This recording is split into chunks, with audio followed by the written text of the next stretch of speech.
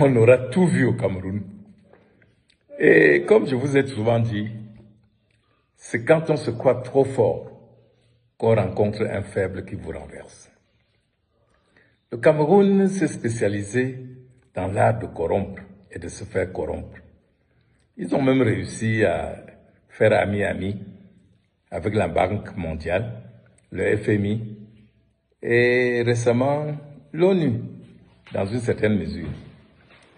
Tout ceci au coût de milliards sur le dos des Camerounais.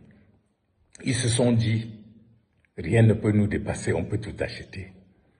Et nous avons un émissaire qui réussit à tout, à écraser les gens comme des condiments, à mettre les opposants en prison. On va l'envoyer pour lever le dernier obstacle qui nous empêche de continuer à gérer le Cameroun comme notre bien, ce que nous faisons depuis 43 ans. Monsieur Atangadi a été envoyé auprès du pape. Je ne sais même pas s'il est chrétien. Parce que quand j'ai vu comment il faisait le signe de croix, mais comment notre écraseur de condiments n'a pas su que là où il était là, toutes les caméras du monde étaient braquées sur lui.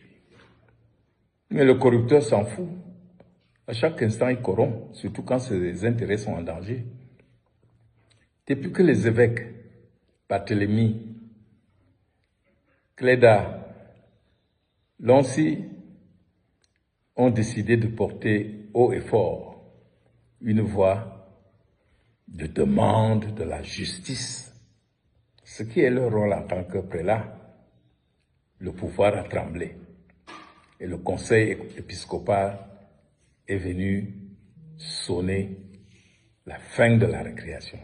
Ah, ils se sont dit, vous n'êtes que des évêques ou des archevêques.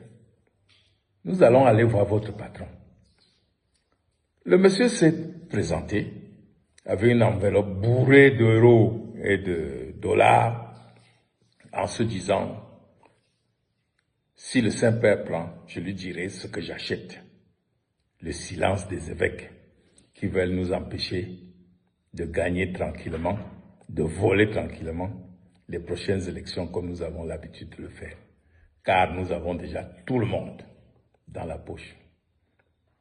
Mais oubliez que le pape, même s'il est venu bénir les enfants d'un dictateur, le pape reste quand même celui qui doit nous montrer la voie pour arriver au paradis.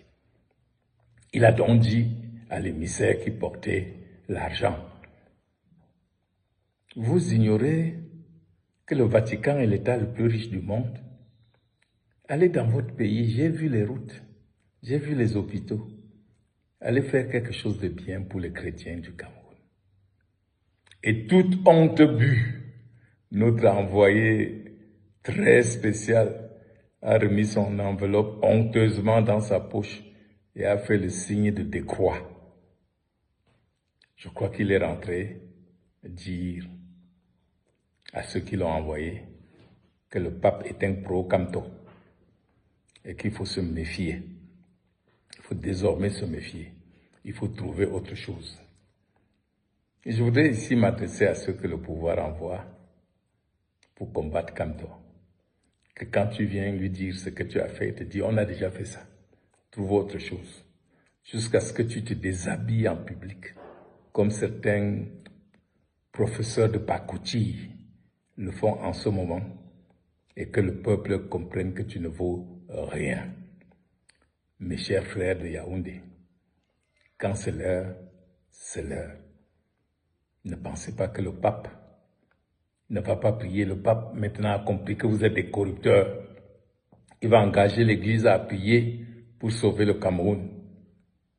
Et à bientôt pour ceux qui seront délivrés, qui entreront dans le paradis de l'Église catholique. Et adieu pour ceux qui vont vivre en enfer chez Satan qu'ils ont servi jusqu'ici. Bonne fête!